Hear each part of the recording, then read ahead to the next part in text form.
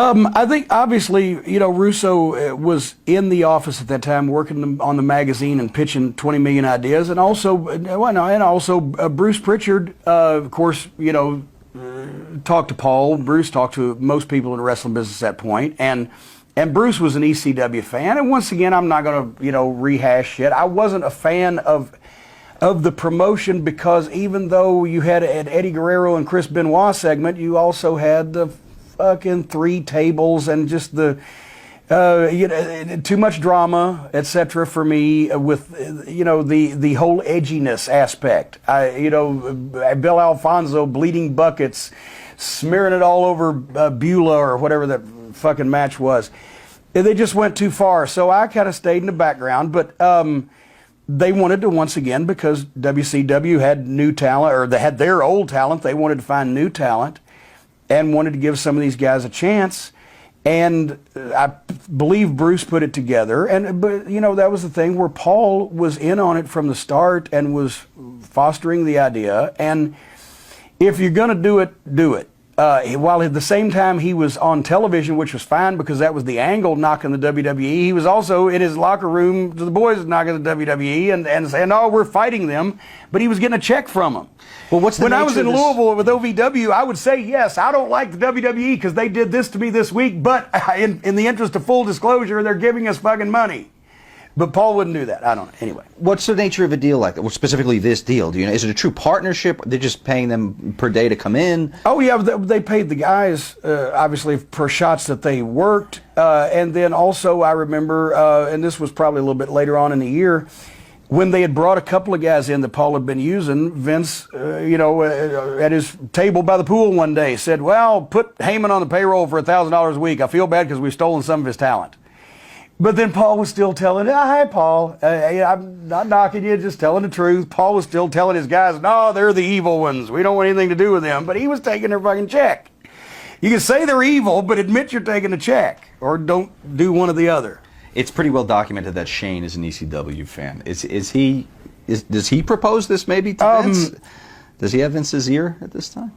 Shane, that was right about the time Shane was coming around, because I would say that, Shane joined us on some writing days in 97, right before I was off the creative team. So he might have backed it up, but I think a variety of people did because, ECW was getting hot. I just, How'd those guys mix when they came in with the established Well, talent? not well at first time. I don't, you scratched that out, but I remember one time that Van Dam and Sabu came in. Maybe I could find it if I had better glasses. It was early that year. What was the date? March? The date we just did was February. Well, the point is, they came in and 24. The guys were complaining. Well, Van Dam dressed in his car, and Sabu, they didn't mix, and I think Heyman was keeping him over in the corner somewhere also. And they wanted to do some kind of wild ass match with tables and blah blah blah. And of course the WWF guys are going, what the fuck? These are the guys that jump through tables. They're fucking morons. There was a natural. It didn't need to be fostered by anybody. There was a natural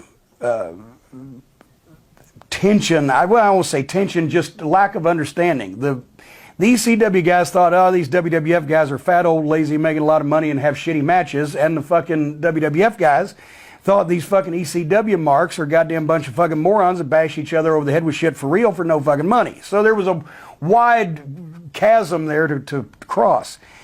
And then the initial working relationship ended, I think it was one time, Road Dogg, who was just floundering at that point before Degeneration X. Somewhere or another, they wanted him to work with either Van Dam or Sabu or somebody on the ECW roster, and one of the agents went to Vince and said, well, why should we beat our own guy with do a DQ? So, okay, do a DQ. So I think it was Van Dam, as a matter of fact, I can't remember, but Paul was involved in it because, well, this guy, he doesn't beat anybody, Road Dogg. He's on the opening match for the WWF, and he's my top guy. Well, it's a DQ. Just go ahead and do it. It's political. It's bullshit. Everybody knows that. But they made a big stink, so they all fucking went home that night. But that was the thing. Instead of just fucking putting up a stink, do the DQ. If it had been a job, yeah, lay down, we're going to piss in your mouth while we're there. That's one thing. But Paul couldn't even go and say, just do the fucking DQ, get thrown over the top rope, whatever the fuck, and go on your way. Especially if you're being paid $1,000 a week to get the piss in your mouth, right? Yeah, exactly. Yeah, there you go. Exactly.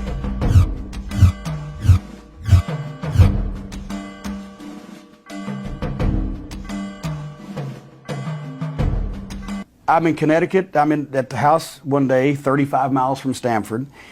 And the phone rings, Chris Candido calls me, and he says, will you make a shot for us in ECW? I said, no, Chris, not really, no. It's, oh, come on. We need a surprise. I said, what do you mean you need a surprise? Well, we got the ECW Arena show next month or whatever, and we don't have a surprise for it. I said, well, you just don't have a surprise. No, we have a surprise on every show. I said, doesn't that tax the definition of the word surprise? A surprise is an unexpected event. If you expect a surprise, it can't be a surprise. Anyway, we went round and round like this. He wanted me to come. Nobody will ever call it his thing with Lawler, blah, blah, blah. I'm like, all right, let me talk to Paul one time. And I talked to Paul. I said, okay. I said, I'm going to do this for Chris because Chris was like, it'll make me look good with Paul. Okay. Paul, I know you're full of shit, and you know I know you're full of shit. Just don't fucking be full of shit with me, and we'll be fine here, right?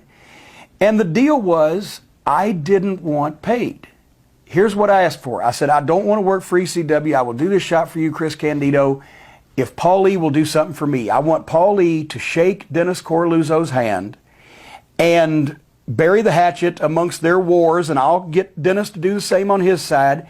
And then when the ECW guys are off, maybe let them work some of Dennis's spot shows, get them some extra work, right? Because Dennis has been promoting in the town for a lot longer than Paul has, and that's when he'd screwed him over in 1994 with the NWA title tournament, made Dennis look bad in front of all his friends and everybody. I said, if he will bury the hatchet, shake hands, and agree to fucking let bygones be bygones and maybe help Dennis with one of his spot shows every now and then, I'll do it.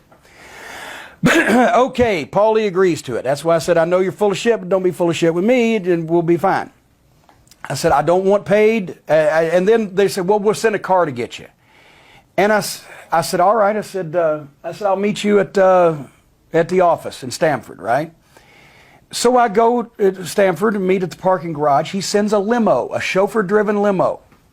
Okay, all I wanted was a car. I didn't even ask for a car. I asked for directions. They said, no, we'll send a car. So he drives me to chauffeur-driven limousine down to Philadelphia, and we pick up Dennis Corluzzo, and he has arranged for me and Dennis Corluzzo to go and have dinner at Morton's Steakhouse, which ain't cheap, folks. So the limo takes us to Morton's, and Mr. Heyman is taking care of everything, right? So we eat like crazy, and Dennis snatches about 3 or 4 cigars, not to let this chance go by. And then takes us to the ECW Arena. The reason why I can't answer some of those questions, which you have flipped away from, is because was going to the ECW Arena for this angle something you were looking forward to doing? No, I would actually rather been home in my house because I lived in Connecticut and I hated fucking going up and down the goddamn turnpikes and fucking roads, and I didn't want to do this show to begin with, and I supposedly wasn't getting paid. I was looking forward to seeing Dennis Corluzzo, and then all of a sudden when I found out we were going to eat at Morton's, I was looking forward to that. What was it like being in the ECW Arena is probably the biggest heel on the show. He wanted me to be a surprise. So the limousine, after Morton's, took us and held us until it was time for us to pull up to the ECW Arena, which I never even saw because we were in the back of a fucking limousine. It was supposed to be a surprise, so we pulled up in the back.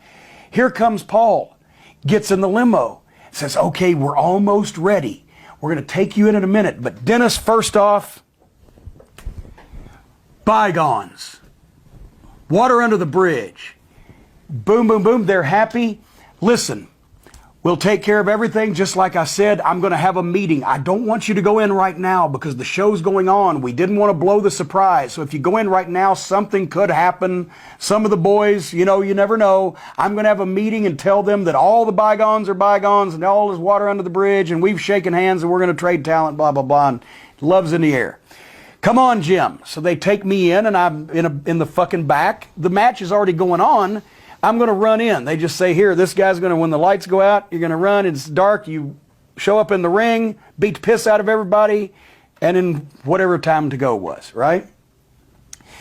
So I'm standing in the back of an arena that I've never seen. I've never seen the arena outside, and I've never seen the outside of the building. And basically the lights went out, ran in. When the lights came on, I'm in the ring with the racket. I'm starting to whack people. I go over to Tommy Dreamer and I whack him once. He don't sell it. I said, oh, you're fucking hurt. Because Lawler had hit him with the fucking kendo stick in the nuts. And his nuts had swelled up the size of fucking cabbages. Yeah, I remember that. So I immediately got away from him. And the people pelted us with garbage about that deep in the ring. And we said, fuck you. And I turned around because I didn't have my glasses on, right? And I can't see, but I turned around to where I envisioned that Paulie might be. And I was like, fuck you. And we ran through the crowd. And on the way back, as we come in the back area now, fucking Paul has an envelope. And as they're rushing me to the limousine, he slaps the envelope in my hand.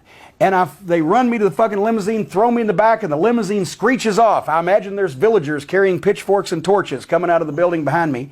I look in the envelope, $750 in cash.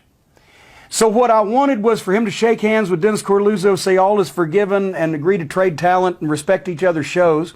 I got a limo ride. I got dinner at Morton's. I got $750 in cash.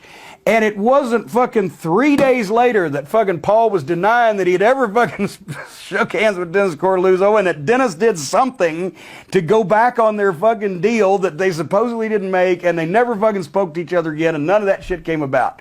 So I got everything in the world treated like a king except the one thing that I fucking asked for, and that, no. Dennis called me like 3 or 4 days later. He's like, he's already knocking me. What the fuck?